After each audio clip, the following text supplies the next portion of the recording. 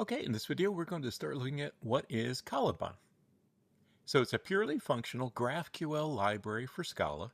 And if you don't know what GraphQL is, we're going to look at that in just a few minutes. It's type safe, powered by ZIO, and flexible. With it, we can use automatic schema derivation from Scala types, and is considered a zero boilerplate approach to using GraphQL. Now, if you're familiar with GraphQL, you know the answer to this question, why use GraphQL? But if you don't, GraphQL was created in response to problems with REST architectures. And those problems are overfetching, underfetching, and having multiple endpoints or needing multiple endpoints to get the data that you need. And I'm going to demonstrate these in just a few moments. Conversely, the advantages of GraphQL are the ability to have flexible queries, precise data fetching, the ability to specify strong data types, having just one endpoint to access, and then built-in introspection. So from here, I want to pause this presentation, and for those of you that aren't familiar with GraphQL, I want to take a look at that before we go any further. Okay, now in this other presentation I've created about GraphQL, let's talk about what it is. It's a query language for APIs, was created by Facebook way back in 2012. It lets clients specify exactly what data they need, and when you create it, you have a single endpoint that's capable of understanding the data that you want. And I think this is a really good example of showing GraphQL versus REST and the benefits of GraphQL compared to REST. So if you can imagine that you had to call these three REST endpoints, and what you want to do is for user 123, you want to get some personal information about them, then you want to get some information about their posts and their followers. To do that with REST, you have to make three different calls. You have to say, give me all the information about user 123, give me all of their posts, and then give me all of their followers. And then in this particular case with GraphQL, if you wanted to get the exact same information, you would say, well, I want a query for user ID 123. And here, although I'm not limiting things too much yet, here you can see that I'm saying, just get me the name. I don't want all of their other information. I just want the name that corresponds to this user ID. Then I want the post, but I don't want all the post information. I don't want all the blog post detail. I don't want the links. I don't want the keywords. I don't want the tags. I just want the post titles. And similarly with the followers, I don't want all of the follower details. I just want their names.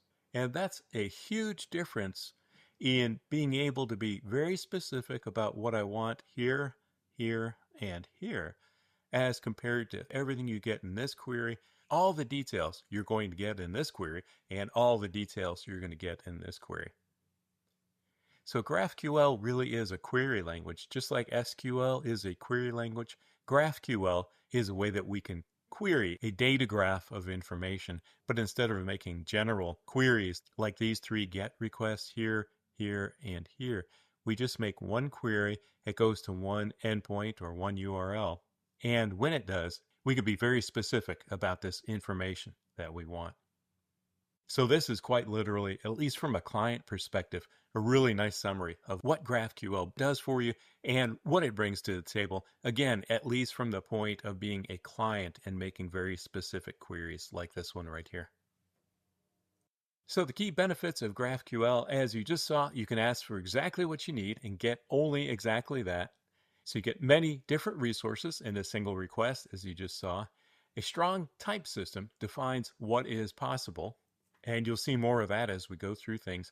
And you can also evolve your API without having to have different versions, and you also get automatic API documentation, and you'll see that in just a few moments. Now, a couple of GraphQL concepts. One is that GraphQL uses a schema definition language, or an SDL, for type definitions. And if you were to write those by hand, they would look something like this. You would have a type user, then you would have these variable names or parameter names right here, and then you would have the types over here, just like you have in other languages. And the nice thing about Caliban is that you don't have to worry about this or even think about this very much. All you have to do in Caliban is write your own Scala code, and then this type of SDL information is generated from your Scala code. So you never actually have to see this. And again, you'll see that as we start writing code shortly. So again, if we go back to thinking about ourselves writing client codes or writing queries, here's another query similar to the previous one where I say, I want to query the user. The ID is 123. I just want their name. And then within those posts, all I want is the title and the content. I don't want everything else that might be in a post, like tags and metadata and so on. I just want these two fields from all the posts. And then when you make this query right here, the type of information you'll get back from a server is JSON data that looks like this. So you could say it's a user, there's their name, and then here's a collection of their posts, including only the title and content that you specified right there. So this is what a query looks like from the client perspective, and then this is the resulting data. And again, notice that there's no wasted data. You didn't get everything else over here that you don't want. You only get exactly what you do want. And then if we look at some GraphQL keys, you've already seen the front end. You can request exactly what's needed. From a mobile perspective, you save bandwidth because your queries are precise and you're only getting the data back that you want. From the back end perspective, you're only creating a single endpoint and you can have flexible responses. And you see how to program those in Caliban very shortly. And then from a team perspective, it's really nice because you can create a clear contract between the front end developers and the back end developers. And by that, what I mean is that for front end developers, it will be very clear what types of queries you can possibly make with GraphQL. And again, we'll see that in just a few moments. So now as I come back to the main presentation, we just saw those GraphQL slides right there. And let's get back to Caliban. So why choose Caliban? Caliban gives you full access to ZIO's power, by which I mean functional effects, fibers, interruptions, resources, and so on. A cool thing is that once you know ZIO and you know all about these nice benefits that come with ZIO, learning Caliban is just like learning another tool or learning another framework. You already know how to use ZIO and all the benefits. So it's just a matter of saying, oh, okay, how does Caliban use ZIO to make my GraphQL programming easier, if you want to think about it that way. Another great benefit of Caliban is type safety. So it has compile time, schema generation, and error catching. And all that this means is that all you really have to do is create your domain models properly like you normally would. And you get that schema generation, that SDL that I talked about just a few moments ago. That schema will be generated for you. And because Scala and ZIO offer so much type safety, you'll get the schema generation that you want. And errors will be caught when you're defining your domain model. Caliban is also interoperable with other frameworks, but the one we're going to be looking at is ZIO HTTP, and Caliban integrates really, really well, as you're going to see in just a few moments. Next, we're going to look at defining a schema in Caliban, and really all you're going to do is your normal domain modeling with case classes and enumerations, and you can also use a few annotations, as I've shown in this example right here. And from this, you'll get automatic schema derivation. So you see we have a case class user, and then we have the normal fields over here. So we have the ID as an int, name as a string, username as a string, email is an option of string. So that's a typical case class. And now I've just added these annotations to give a description, say, okay, this is a user in our system. Here's a description of the ID, of the name, of the username, and then I did not put that here. Oh, this one is actually deprecated. So these other ones were descriptions, and then this one here is deprecated. So that's kind of domain modeling we're looking at. And now if we look at this automatic derivation, this isn't going to make too much sense just yet, but let's go on to the next slide. So just remember right here, we have val schema equals GraphQL wrapped around this root resolver.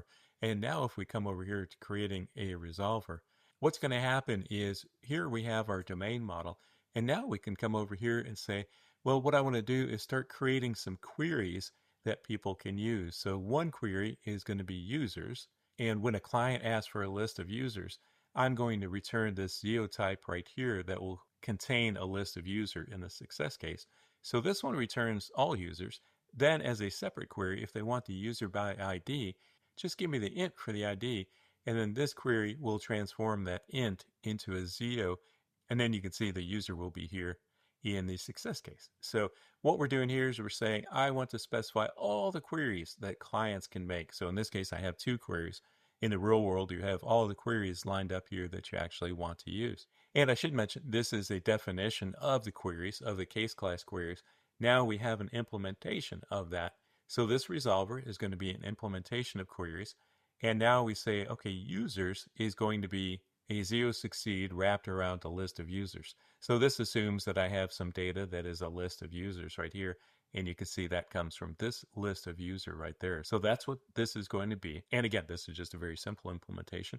Then our second query that we're allowing is user by ID. So this assumes that we're going to get an ID. Then we're going to say, let's go into those users and then find the user that has the ID that's been passed in. And we'll do that from option. Now, the important thing that I wanted to show you is this defines what queries we can possibly have. This area defines the actual implementation of those queries, and I call it a resolver. And now what we do is we just pass this resolver, all of these different queries, into this root resolver right here. And this is actually our application. And then from a ZIO HTTP perspective, we can start running our ZIO HTTP application from this point. And that looks like this. So given the previous information, you can see that all I'm doing here is I'm creating a GraphQL server, extends ZIO app default, just like everything else we've done up to now. And now we have this API that I showed here in this previous slide was this information right here. So now if we go back to the next slide, you can see on that API, you can say just run a server, run it on port 8088, expose that at this path right here, /API/GraphQL. And now we have this other path called GraphQL. And we expose that one at a slightly different path right here. And you're going to see what this looks like in our examples. And this is really cool. You'll query this one typically to get your data and the information that you want. And then this other path helps give you more metadata and information. And one thing it gives you is you can have really nice interactive sessions with a browser to query the data and to get an idea of what the data looks like. And again, you'll see that in just a few moments. On this next slide, I already showed you how to query the API, but in this particular case, if you want to query users for an ID and a name, this is the query you would send in from the client side, and this is the JSON response you might get if we had this sort of data right here. So if you bear with me for just a moment, I know I have another slide presentation around here, and I'm debating about whether I want to show you that. So give me just a moment. I'll be right back.